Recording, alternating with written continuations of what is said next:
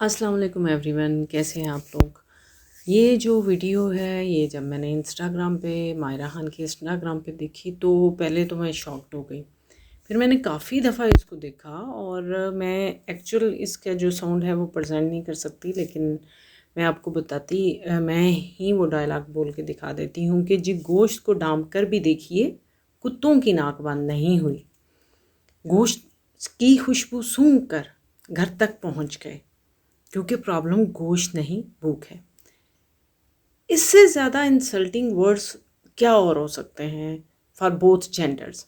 यहाँ पे गोश्त किसको कहा जा रहा है? यहाँ पे गोश्त कहा जा रहा है औरत को। कुत्ते किसको कहा जा रहा है? मर्द को। और जो शर्ट मायरा खान ने पहनी हुई है उसके ऊपर बहुत कुछ लिखा हुआ है जी, मामू, गंदी नज़र, कारी साहब, ठरक और पता नहीं वट एवर क्या क्या। मतलब ये एक तरह से गाली देना मेरे ख्याल में कि लग रहा है कि जैसे गाली दे दी जाए तो शायद वो भी कुछ हद तक बर्दाश्त हो। ये किस कदर गलीज वर्डिंग डायलॉग्स हैं जो चूज़ किए गए हैं, किस कदर दोनों को उनकी आइडेंटिटी से, उनकी मेल और फीमेल दोनों को उनकी रिस्पेक्ट लेवल से गिरा दिया गया है। औरत को गोश्त बना दिया है और मर्द को कुत्ता बना दिया।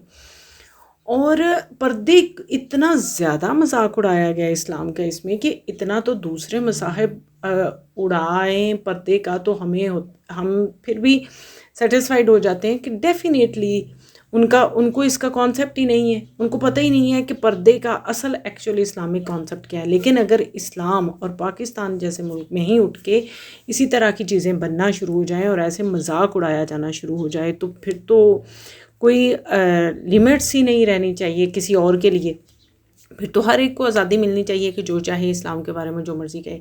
इस तरह की चीज़ों को प्रमोट क्यों किया जा रहा है, समझ से ही बाहर है। इस तरह की चीज़ों को फंडिंग कहाँ से मिल रही है?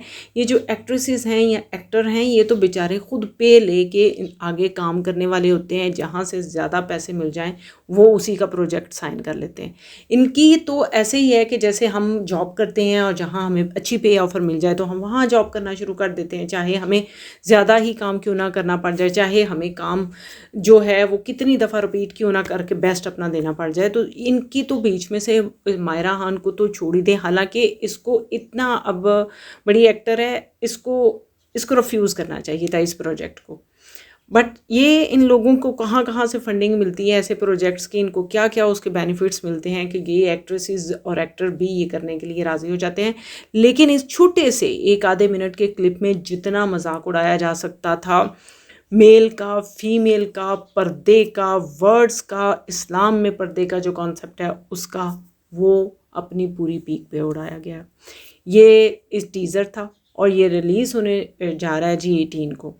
तो मैं यही रिक्वेस्ट करूँगी कि प्लीज़ इसको ग्लोरीफाई करने से कि ये वाह वाह बड़ा इसमें तो अच्छा काम है, बड़े बोल्ड तरीके से इस चीज़ को प्रेजेंट किया गया है कि औरत का कोई कसूर नहीं, औरत है, गोश्त है, कुत्ते सूंघ के आगे। ये चीज़ें ग्लोरीफाई करने वाली नहीं हैं। इनको टोटल बायकॉट होना चाहिए, क्योंकि इस्लाम में पर्दे का कॉन्सेप्ट औरत के लिए सिर्फ इसीलिए नहीं है कि मर्द की वजह से नहीं है, औरत का बजाते खुद भी पर्दा करना ज़रूरी है।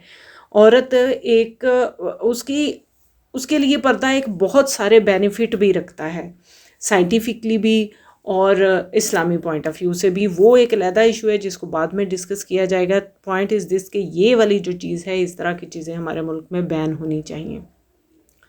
और इसमें एक जो गोश्त की खुशबू सूंघ कर घर तक पहुंच गए, क्या दिखाया जा रहा है कि पाकिस्तान में औरत जो है वो अपने घर में भी सेफ़ नहीं है। शर्ट के ऊपर माँ मुँह गंदी नज़र ये वो लिखा जा रहा है। प्लीज़ प्लीज़, नो डाउट कि बहुत कुछ हो रहा है, लेकिन इसका मतलब ये नहीं है कि जस्ट पाकिस्तान में ही हो रहा है। पूरी दुनिया में ही इंसानियत अपने लेवल से जहाँ भी गिर जाए वहीं इस तरह के इंसिडेंट्स हो रहे हैं। और चाहे वो औरत है चाहे मर्द है, दोनों ही इन सिचुएशंस का शिकार भी हो सकते हैं। हाँ, औरत थोड़ा मोस्टली मर्द से ज़्यादा हो रही है, लेकिन इसका मतलब ये नहीं है कि इसके ऐसे टॉपिक्स पे आवाज़ ऐसे तरीके से उठाई जाए। ऐसे टॉपिक पे आवाज़ ज़रूर उठानी चाहिए, लेकिन एक प्रॉपर वे से, एक प्रॉपर तरीके से, ना कि इन चीज़ों को ग्लोरीफाई करके और उसको जनरेशन को गलत चीज़ें दिखा के, पहले ही हमारी यंग जनरेशन बहुत कंफ्यूज है। उन बेचारों को नहीं, यंग जनरेशन को समझ आ रहा कि what is the right path. और ऊपर से इस तरह के ड्रामे, इस तरह की मूवीज़, इस तरह के सॉन्ग, ये एक जो ग्लोबल मीडिया का दौर आ गया है, हर चीज़ हमारे असेस में है, तो उससे हमारी जनरेशन बहुत डिस्टर्ब हो गई है। हम अपनी चीज़ों को उतनी खूबसूरत तरीके से उनके सामने प्रेजेंट नहीं कर पा रहे, अपने इस्लाम को, अपने पर्दे को, अपनी रवायात को, अपने घरेलू सिस्टम को, कि वो उससे इम्प्रेस हों। ऑलरेडी वो कंफ्यूज हैं और ऊपर से हम खुद ही ऐसा मटेरियल उन्हें दें कि जिससे उन्हें अपने माइंड में उठने वाले बहुत सारे क्वेश्चंस का आंसर मिल जाए और वो उन्हीं आंसर्स को सही समझें कि हाँ जी, हमारा तो अपना मीडिया भी इस चीज़ को ऐसे ही कह रहा है, तो फिर हम जो सोच रहे हैं वही सही है। प्लीज़ प्लीज़ प्लीज़ इस सब को बंद होना चाहिए। और मेरी सिर्फ ऑडियंस से यही रिक्वेस्ट है कि इन चीज़ों को ग्लोरीफाई मत करें, इन चीज़ों को बिल्कुल इनकी तारीफ़ करना बंद करें। ऐसे करैक्टर्स करने वालों, एक्ट्रेस की तारीफ़ करना बंद करें, ऐसे प्रोजेक्ट्स को अच्छा कहना बंद करें और रेवोल्यूशनरी कहना बंद करें। ओके, अल्लाह हाफिज़।